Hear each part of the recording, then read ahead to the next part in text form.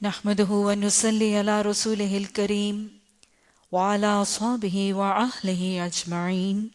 أعوذ بالله من الشيطان الرجيم. بسم الله الرحمن الرحيم.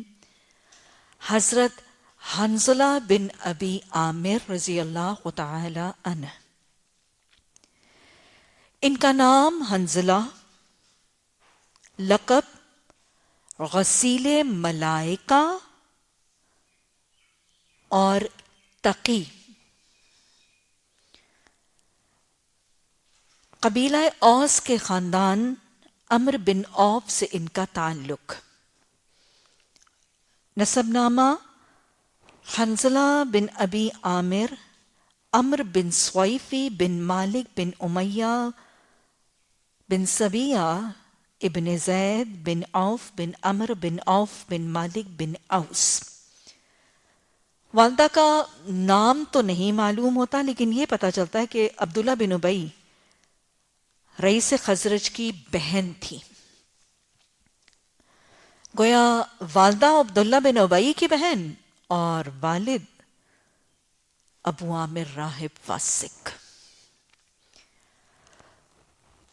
ابو عامر حنظلہ کا والد اوس کا ایک بہت با اثر اور نون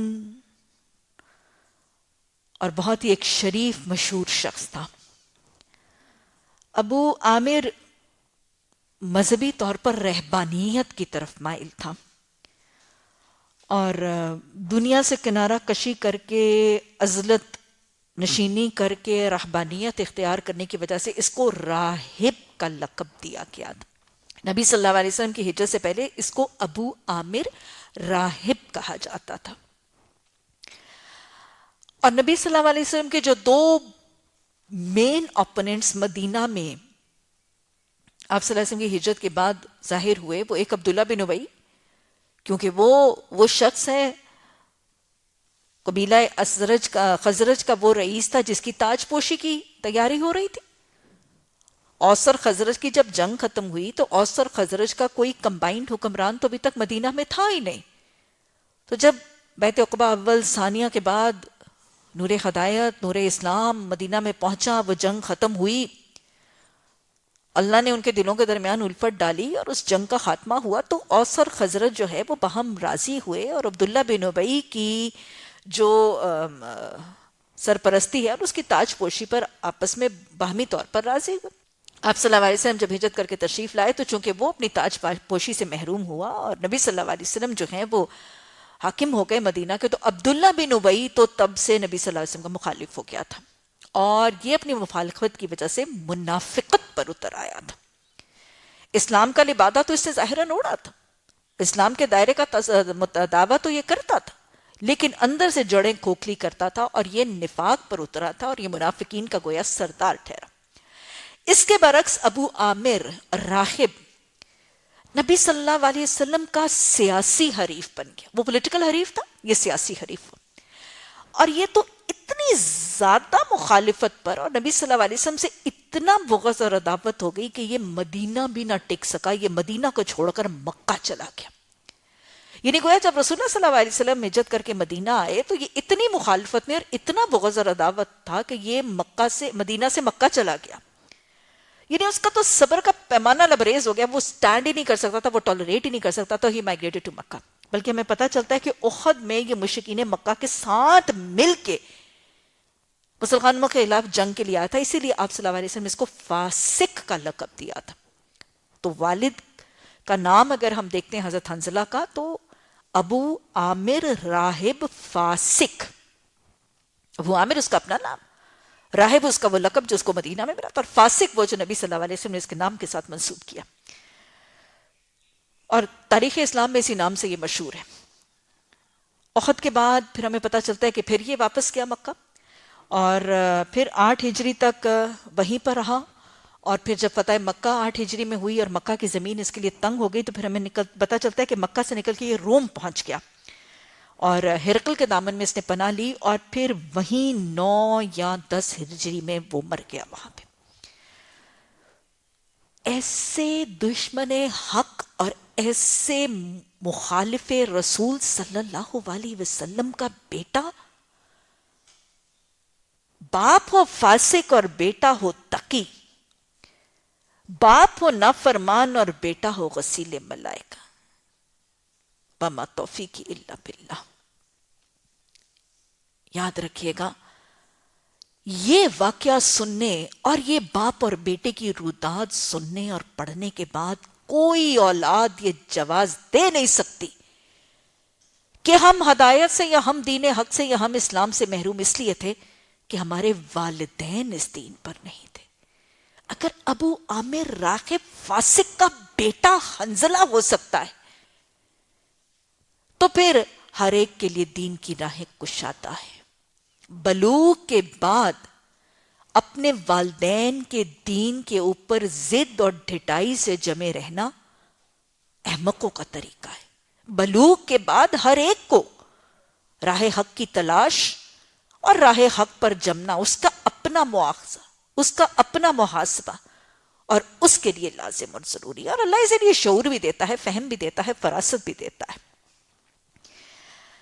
ادھر باپ کی شدت کفر کا یہ حال ہے اور ادھر بیٹے کے حرارت ایمانی کا تو یہ حال ہے کہ جب اسلام قبول کیا حضرت حنظلہ نے تو اپنے باپ کی روش دیکھ کر حضرت حنظلہ نے رسول اللہ صلی اللہ علیہ وسلم سے اس بات کا سوال کیا تھا کہ اگر آپ اجازت دیں اور اگر آپ حکم دیں تو میں اپنے باپ کا خاتمہ کر دوں۔ اور یہ وہ جملے تھے جو دونوں مخالفوں کے بیٹوں نے کہے تھے، سیاسی حریف اور دینی حریف، عبداللہ بن ابی اور ابو عامر راہب فاسق، دونوں کے بیٹے، ایک حضرت حنظلہ اور دوسرا عبداللہ بن ابی کا بیٹا۔ ان دونوں نے اپنے باپوں کے حوالے سے نبی صلی اللہ علیہ وسلم سے یہ مطالبہ کیا تھا کہ اگر آپ ہمیں حکم دیں یا ہمیں اجازت دیں تو ہم اپنے باپوں کو قتل کر دیں، لیکن آپ نے منع فرمایا تھا، آپ نے اس بات سے منع فرمایا تھا۔ باپ بہرحال محسن ہے، اور جب تک کوئی میدان جنگ میں نہ ہو تب تک مسلمانوں پر دوسرے کا قتل جو ہے وہ حرام ہے۔ غزوہ بدر میں کچھ وجوہات کی وجہ سے حضرت حنظلہ شامل نہیں تھے، لیکن ان کے احد کی شمولیت کا واقعہ موجود ہے۔ حضرت حنظلہ کی زوجہ حضرت حنظلہ کے احد کا واقعہ بیان کرتے ہیں، لیکن اس سے پہلے حضرت حنظلہ رضی اللہ تعالیٰ عنہ کے ایمان اور نفاق کی جو فکر ہے اس کا واقعہ۔ باپ فاسق، باپ کافر، نبی صلی اللہ علیہ وسلم کا اتنا منافق، اتنا مخالف کہ بیٹے کو یہ فکر تھا کہ کہیں باپ کا رنگ میرے اندر تو نہیں آ گیا، منتقل نہ ہو جائے۔ جس کو فکر ہونا وہ بچ جایا کرتا ہے۔ اللہ ہمیں ایسی فکر عطا فرما دے۔ مدینہ کی گلی میں حضرت حنظلہ رضی اللہ تعالیٰ عنہ رو رہے ہیں اور کیا کہہ رہے ہیں؟ منافق حنظلہ، حنظلہ تو منافق ہو گیا، حنظلہ تو منافق ہو گیا، روتے جا رہے۔ حضرت عمر رضی اللہ تعالیٰ عنہ، حنظلہ کیا بات ہے، کیوں کہہ رہے ہو؟ عمر، میرا حال یہ ہے کہ میں نبی صلی اللہ علیہ وسلم کی محفل میں ہوتا ہوں تو میرا ایمان اور ہوتا ہے، بڑا ہوا ہوتا ہے، اور جب اپنے گھر، اپنے اہل خانہ، اپنے گھر والوں کے ساتھ ہوتا ہوں، اپنے بستر پر ہوتا ہوں تو میرے ایمان کا لیول اور ہوتا ہے، میں تو منافق ہو گیا۔ حضرت عمر نے کہا حنظلہ یہ تو میرا بھی یہی حال ہے۔ دونوں نے ایک دوسرے کا ہاتھ پکڑا، روتے ہوئے نبی صلی اللہ علیہ وسلم کی خدمت میں حاضر ہو گئے، اپنی حالت ظاہر بیان کی۔ ہم تو لٹ گئے، اجڑ گئے، نفاق آ گیا، ایمان ایک جیسا ہی نہیں رہتا۔ آپ صلی اللہ علیہ وسلم اپنے ساتھیوں کے ساتھ کتنا قرب بھی ہے، کتنی بے تکلفی بھی ہے، کتنی سادگی بھی ہے، کتنی شفقت بھی ہے، کتنی مہربانی بھی ہے، اور کتنی انڈرسٹینڈنگ اور کتنی محبت ہے۔ آپ نے بڑی شفقت سے کہا حنظلہ ایمان تو بڑھتا گھٹتا رہتا ہے، حنظلہ اگر تمہارا ایمان جیسا میری محفل میں اگر اپنے بستر پر بھی ویسا ہوتا تو پھر فرشتے آسمان سے اترتے اور تمہارے ساتھ مصافحہ کرتے، مطلب پھر تو تمہارا درجہ ہی کچھ اور ہوتا۔ تو وہ جو فطری ایمان کی کیفیت ہے اس کا تذکرہ کر کے دونوں صحابہ اکرام جو اپنے اپنے ایمان کی فکر سے تھے اور جو نفاق سے بچنے کا خوف رکھتے تھے، ان کو تسلی دی اور ان کو شفقت کے ساتھ ان کو حوصلہ دیا۔ حضرت حنظلہ کی بیوی احد کا واقعہ بیان کرتی ہیں کہ جب احد کا معاملہ اور مارکا رونما ہوا تو اس دن ان کی شادی کا دن تھا اور شب عروسی تھی، اور کہتے ہیں کہ حضرت حنظلہ میرے پاس تھے کہ ایک دم سے جب جنگ کی خبر آئی تو حضرت حنظلہ کو فوراً جب خبر آئی تو انہوں نے فوراً اپنا لشکر، اپنا جنگی سامان جو ہے وہ پکڑا، اور غسل کی حاجت کے باوجود اس حاجت کو بھول کے وہ میدان جنگ میں تشریف لے گئے، اور میدان جنگ میں تشریف لے گئے اور وہیں پر شہادت کے جام کو نوش کرنے والے خوش نصیب ہوئے۔ اور پھر ہمیں پتہ چلتا ہے کہ نبی صلی اللہ علیہ وسلم کو صحابہ اکرام نے جب حضرت حنظلہ رضی اللہ تعالیٰ عنہ کی شہادت کی خبر دی تو آپ صلی اللہ علیہ وسلم نے فرمایا کہ مجھے خبر دی گئی ہے کہ حنظلہ کو فرشتوں نے تسنیم سے غسل دیا۔ اور واقعی صحابہ اکرام نے اس بات کی تصدیق بھی کی کہ جب ہم حضرت حنظلہ رضی اللہ تعالیٰ عنہ کی میت کے پاس گئے تو ان کے بالوں سے پانی کے قطرے ٹپک رہے تھے، اسی وجہ سے ان کو غسیل ملائکہ کا لقب ملا۔ اور بیوی بھی اپنی رودات بتاتی ہے کہ جب حنظلہ مجھ سے رخصت ہوئے تو اس کے بعد مجھے کچھ دیر کے لیے نیند یا اونگ کی کیفیت آئی، اور میں نے خواب میں دیکھا کہ میری گود میں ایک پرندہ ہے اور میرے کمرے کی کھڑکی کھلی ہے، اور وہ پرندہ اس کھڑکی میں سے اڑ کر نکل کے آسمان کی طرف پرواز کر گیا۔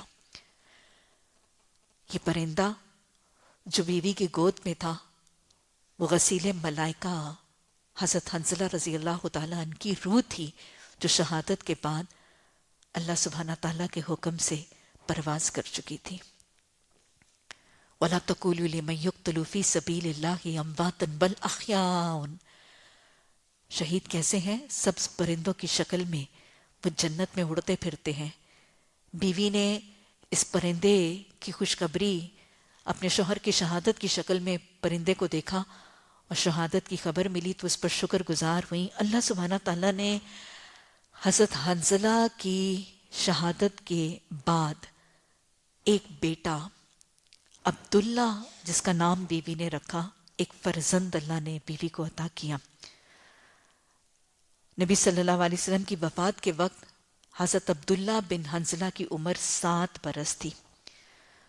اپنے والد کی شہادت کے بعد اپنے والد کے بہترین جانشین اور بہترین صدقہ جاریہ بنے۔ اللہ سبحانہ تعالیٰ نے حضرت عبداللہ بن حنظلہ کو 8 بیٹے دیے، اور ان 8 بیٹوں کا واقعہ ہمیں پتہ چلتا ہے کہ جب فوجیں آئیں، حضرت عبداللہ بن زبیر کے حوالے سے ہمیں پتہ چلتا ہے کہ جب یزید کی حرکتوں سے بیزار ہو کر حضرت حنظلہ کے بیٹے نے بیعت کو توڑ دیا یزید کی کو، تو حضرت عبداللہ بن زبیر کی معاونت کی، اور حضرت عبداللہ بن زبیر کے خلاف جب لشکر آئے اور شام سے فوجیں آئیں تو حضرت حنظلہ کے بیٹے حضرت عبداللہ اور ان کے 8 بیٹے اس میدان جنگ میں موجود تھے، اور حضرت عبداللہ کی آنکھوں کے سامنے ان کے 8 بیٹوں کو ایک کے بعد دوسرے کو شہید کیا گیا، اور آخر میں پھر خود مقابلے میں آئے اور خود بھی وہی جام شہادت نوش کیا جو ان کے والد نے نوش کیا تھا۔ اللہ سبحانہ تعالیٰ وہ فاسق پدر اور وہ تقی فرزند، اللہ ہماری رہنمائی فرما، اللہ ہماری مدد فرما۔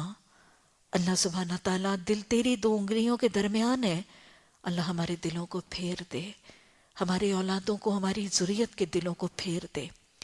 ربنا واجعلنا مسلمین لک ومن ذریتنا امة مسلمة لک وارنا مناسکنا وتب علینا انک انت التواب الرحیم۔ ربنا لا تزغ قلوبنا بعد إذ هديتنا وهب لنا من لدنك رحمة إنك أنت الوهاب۔ آمین ثم آمین۔